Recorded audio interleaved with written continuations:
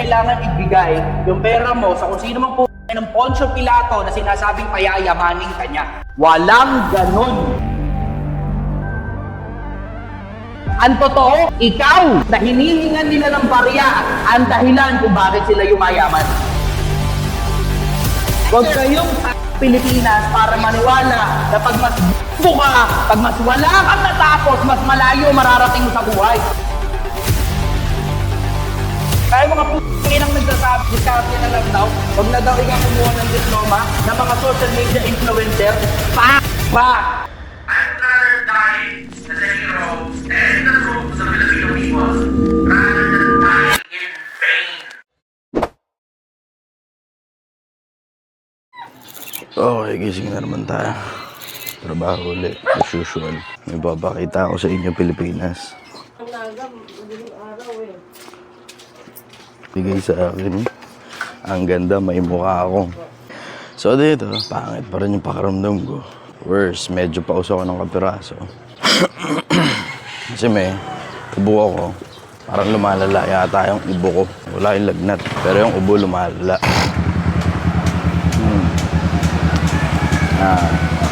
Hanap buhay mo na.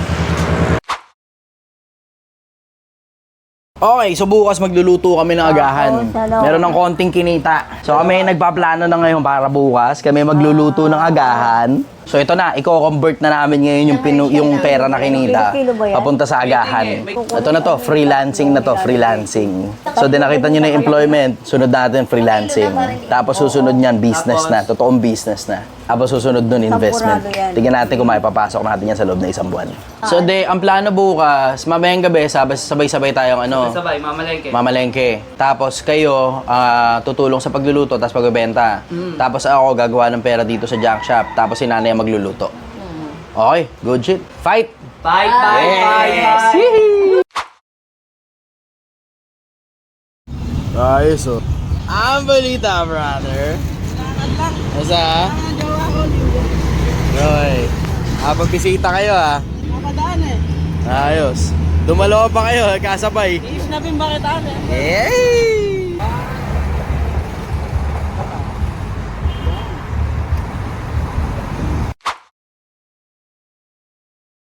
Okay, so dumating ngayon sa akin si Gail. Kaway ka muna, Gail. So ngayong gabi, kami ay pupunta sa palengke para mamili ng kung ano-ano. Tayo ngayon tatawid sa kalsada. Ayan, tingnan nyo na lang kung ilang kami dyan sa likod. Hindi kami pupunta ng kapalengke para bumili ng rekado para sa agahan bukas. Yun ang ngayon yung gagawing hanap buhay. Kaway muna kayo lahat. Kaway muna. Okay, andito na kami ngayon sa palengke. Kami mamili ng mga rekado. 3.20, oh. 3.20 daw yung bawang. 3.20, o yun, sakto. Dito na muna tayo. Okay, we're back. May hotdog pa dito. Bili na tayo ng konti. Eh, hotdog. Sura doon. Ayos ah. Yung sa isa? Liit lang. Oh, yung Malalaki. maliit lang. Ito. Okay, sige. Magkano po isa? 60. Magkano benta nyo? Siyempre, kahit 20. Hindi mo lang. Ay, tubo ng 20. 20 lang tubo. Isa lang? Isa lang po, tama. Ayun, yung Hershey yun. Yun, Hershey. Ay, ano pala? Kailangan din pala natin ng plastic. Ayun nga po. Naka-plastic po, pang 1 kilo. Okay, sila na muna pinauna. Wala pa ako yan. Kasi sila nakakaalam. Sila nanay. Sarado na. Ha? Sarado. Sarado na? Paano gagawin? Wala na mabilan. Wala na tayo bang mabibilan dito. So be it, sige, nabitin tayo ng oras. Agahan na lang bukas. Okay, pauwi na naman ng Chester. Nasama ko sila Gail at saka ilang mga tropa. Bumisita sa akin yung aking sekretary. Malasakit baka daw, may kailangan daw ako. Pauwi na. Magandang umaga, Pilipinas. Okay. So, tingin yung araw, titignan natin itong... Uy, good morning, brother. Oh, nakaset up na. Good morning, nanay. Hello. Ayos. Ano meron? Meron tayo master sopas. Sopas. Champurado. Champurado. Ayos. Merong sinangag, daing, Hotdog, itlog. hotdog at saka itlog. Ayos. Ito ano, takpan na lang siguro to. May takpat ba kayo para dito? Para hindi langawin. Mainit pa. Okay. Sige, hindi pa lalangawin yan. Mainit pa eh. Mapapaso yung langaw. Teka muna pala. Nakita mo ba yung sombrero ko? Yun. Alright. Ang lupit mo talaga, brother. O, endorse mo muna yung page mo. Dali. Pa-support po and follow ng page ko. Ako si Lexis. Lahat po ng matututunan ko kay Master, sasabihin ko po doon. Anong pangalan ng page mo ulit? Ako Ako si si Lexis. Lexis. Ayos. Ang galing. Good morning, Ashley. Hi. So, ano masasabi mo sa bagong hanap buhay nyo? Pagsusumikapan namin to. Mas umangat ng umangat. Ayos. Baka umangat ka, lumipad ka na. Ayos, happy. Okay, nihanap buhay na. May bumili na rin at the same time. Dami na. Dami na? Diba? Ayos. O, ikaw yung bahala. Banatan nyo na. Ako, suggestion ko, i-pack nyo na to. Lalako Tapos na. ano, ilako nyo na. Kasi dito, Master, yung palabas. Wala natitinda na almusal, wala. Wala. O, sakto. Lalako namin. Balik-balik ko naman. Mag-ilamos naman. Sakto, kanatan nyo na. Pasok muna ako sa hanap buhay. Kita kits. Okay, hanap buhay na. Good morning. Mag-drive muna ako. Diyan muna kayo. Bye-bye. From Alberto Junior Estrada. Tama ba, Idol? Kung nasa ng kayamanan ng tao, nandun din ang kanyang puso? Oo, nakasulat yun sa Biblia eh. Pero hindi ibig sabihin niya, wag kang mag-ipon. Hindi ganun. Hindi ganun. Yung tinuturing mo na kayamanan, yun ang punto rin eh. Kung nasan yung kayamanan, kung katulad doon, halimbawa, yung pera, hindi ko naman tinuturing na kayamanan ng pera eh. Tinuturing ko means of exchange ang pera, hindi kayamanan. Ipinagpapalit yan sa kung ano-ano. Yun ang tingin ko sa pera. Means of exchange. Hindi yan kayamanan para sa akin. Kasi yung kayamanan para sa akin, gaya nga na sabi ni Bob Marley, being rich is in the heavens with God. Ha? Yun. Eto, may assignment ako sa inyo, Pilipinas. Exclusive lang to sa mga nakikinig sa akin sa live. Eto, pakinggan ninyo ako, Pilipinas. Hindi ang kumakatay sa'yo yung bills mo. Hindi yan. Mali ka nang tinitignan. Hindi ang kumakatay sa'yo yung renta mo, ilaw mo, yung tubig mo. Hindi yan ang kumakatay sa'yo. Mali ka nang tinitignan. Ang dapat mong tinitignan, yung maliliit. Paano gagawin mo? Ginawa ko to personal. Ang laking pakinabang sa inyo. Kuha ka notebook, kuha ka ballpen. Lahat ng kapisu-pisuhang ginastos mo buong maghapon, isulat mo sa papel gamit yung ballpen. Araw-araw, isulat mo sa papel. Tapos tignan mo, from one payout to another, basta walang nawawalang pera, maiintindihan mo kung saan napupunta yung perang hindi napupunta sa bills. Tapos maiintindihan mo rin na majority ng ginagastos mo sa kapritsyo lang pala. Brother, hello. Ang balida. Uy, salamat, brother. Galing ko lang sa loob, tumai ako eh. Nawakan mo yung kamay ko, ano masasabi mo? Maraming salamat, may merienda. Hi! Bati na rin kayo dyan. Binigyan ako ng ice cream. Binigyan ako ng ice cream ng mga tropa nating may dalang truck ng ice cream. Bati ka na rin muna. Hello. Hello po, idol. Okay, andito kami ngayon sa bilihan ng bigas. Kakagaling lang sa hypermarket. Namili kami ng mga pandagdag pangluto bukas, pangrekado bukas. Ang nag-aasos namin doon sa hypermarket, more or less sa mga 400 din may get. 420 plus. Magbibigay na lang ako ng report tungkol doon.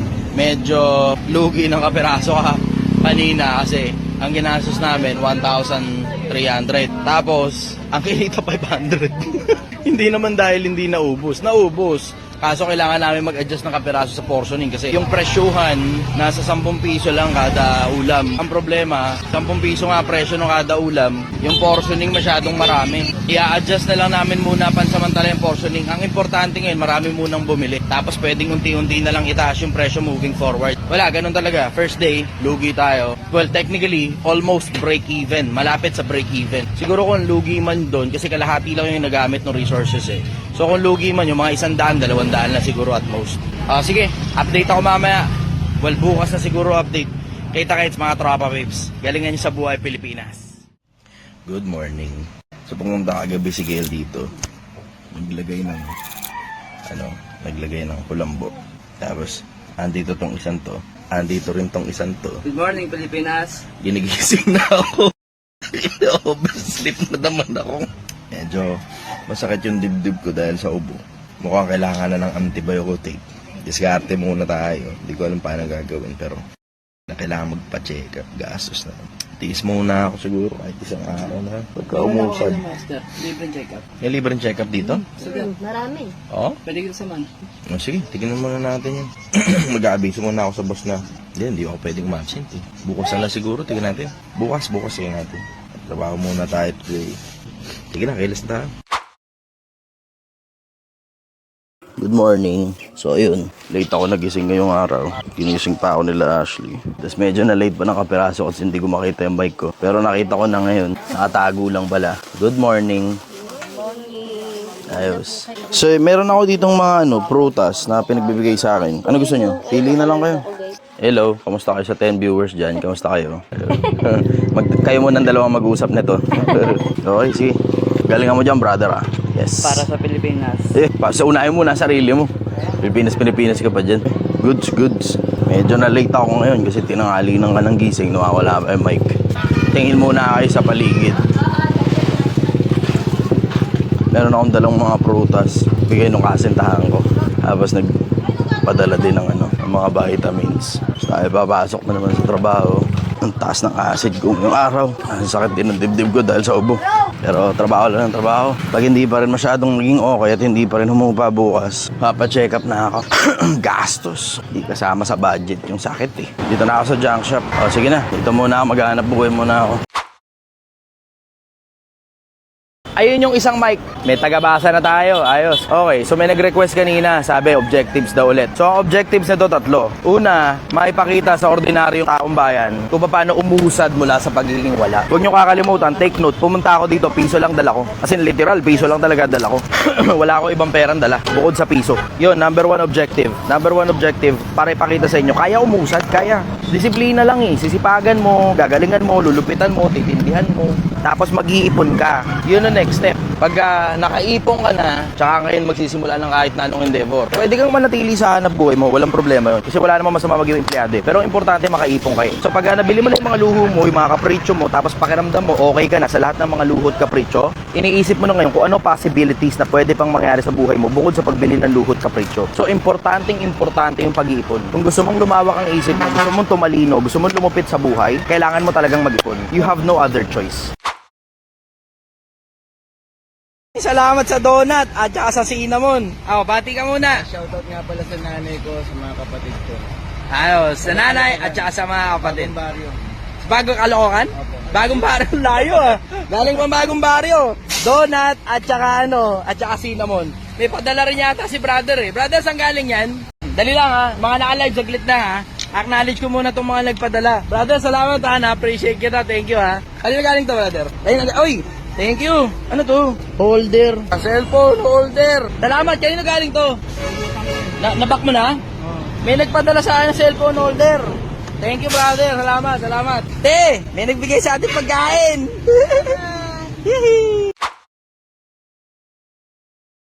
Okay, ito na nga. So, ang plano ngayon, bawat isa, lalako. Tapos, bawat isa sa inyo, kikita ng isa-isa. Master, pinanoy wala umalis. Umalis daw kasama yung bayaw, nagsimba. Pinigilan daw umalis, ayaw magpapigil. Tingnan muna ako sa dali. Okay, so ngayon tatawid na kami, papunta kami ng palengke. Lugi ang unang araw. 500 lang ang bumalik sa 1,300. Kahapon nagdagdag ako ng 500 pesos mahigit. Lugi na naman ang pangalawang araw. Pero in fairness, may bumalik na 1,000. Technically, parang halos almost malapit na sa break-even. Pero pangatlong araw, kung kailan oras na pupunta kami ng palengke, tsaka naisipang magsimba ng nanay niya, Ashley. Kanina, mga bandang tanghali, nakarating sa akin balita, gusto daw pumasok kinabukasan doon sa trabaho niyang 200 pesos lang sa pagkahardinera. Sinabi ko na kay Ashley, pero bahala na, gawa na kaming paraan. Nasaraduhan kami ng mall. Nasaraduhan kami, hanggang alas 9 lang daw yung mall. So ngayon, wala kami ngayon choice kundi pumunta sa palengke. Isang grupo kami ngayon. Teka mo na, mga tropa. Hello. Okay, sige. Isang grupo kami ngayong mamamalengke. Sana may abutan pa kami sa palengke kasi nagpabalik-balik kami doon sa bahay kasi nga yung nanay doon ni Ashley nakakaalam kung ano-ano yung mga ingredients na kulang. Eh nga, wala kaming choice. Mag-aala-chamba na lang, bumili ng kung ano-ano. Sana ma-chambahan namin kumpleto lahat ng kulang. Okay, ganito. Sobrang ala. Pati dito sa palengke na saraduhan na rin kami. Wala tayong magagawa. So ngayon, ano na lang, isusugo ko na muna si Gil, kasama si Joanna, at saka si Lexis. Pupunta sila ng Divisoria. So Gil, si Gil muna ang pamparagang ko ngayon. Ito, at saka si Joanna. Good shit tong tatlo na to, sila muna isusugo ko para bumili ng mga kailangan para bukas kasi hindi ko talaga alam kung ano-ano yung mga gagamitin. O sige na, kita-kits mga tropa. Baka last post ko na to for the night. See you tomorrow. Good morning, Pilipinas. 5:46 ng umaga. I still have a few minutes left. Good morning, Nanay. Oy, ayan na. Good morning. Sige. Oy, champurads. Champurads. Saan po kayo kahapon? Ayan, hanap namin kayo eh. Nagsimba. Mamaya po, magsisimba po uli kayo. Mamamalengke tayo. Okay na? Okay po. Sige po. Sige. Una na po ako. Papasok na po muna sa hanap buhay. Uy! Hello. Good morning. Bye-bye. Idol, ano yung sa palagay mo yung tatlong bagay na di dapat nawawala sa isang pinunong mapalalaki or mapababae? Maganda yung tanong na yan ha. Palagay ko para sa akin ha. Tatlong bagay. Una, karunungan. Karunungan ay pinakapanghulong bagay. Sa lahat ng piliin mo unawa. Pangalawa, umiwas ka sa suhol. Kasi ang sabi ng Biblia, ang suhol bumubulag sa mga matitinong hukom. Iwas ka sa suhol, iwas ka sa suhol. Mag-iingat ka sa pagtanggap ng mga pera. Pangalawa yon. Pangatlo, I will say, matinong paghatol. Kasi minsan, may mga pagkakataon, lalo na kapag halimbawa hukom ka, minsan yung hatol mo nakadepende kung kamag-anak mo ba, o kaibigan mo ba, o kakilala mo ba, tapos nasusuway papunta ron ng justice. Yun yung tatlo ko kung mataas sa tao.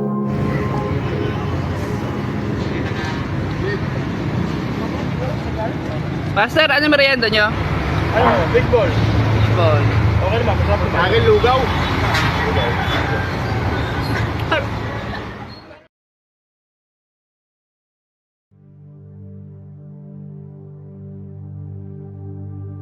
If you will only learn na ikaw mismo dapat kabisado mo sarili mo. Kung saan ka magaling, bugbugan mo ng gusto doon. Pag ikaw ang pinakamagaling, o kahit pa paano, kasama sa mga pinakamagaling, imposibleng hindi ka makapagpabayad ng mahal. Ang problema kasi, nagtsatsaga ka kasi sa kung ano lang yung meron. Pilipinas, huwag kang magtsaga sa kung ano lang yung meron. Asamin mo sana kung ano yung pwede mong makamit sa buhay. Huwag kang magtsaga sa bulok na trabaho na yun lang yung kaya mong gawin. Kung gusto mo ng mga matalinong namumuno sa gobyerno, simulan mo sa'yo. Sa'yo, nagagalingan mo sa buhay, sa'yo natatalunuhan mo, sa'yo natatabaan mo ang utak, sa'yo nasisipagan mo, sa'yo na mag-iipon ka, tapos makikita ng anak mo kung paano umabot ng pangarap. Tapos yung mga susunod na laki natin, sila na yung susunod na mamamahalang sa bansa.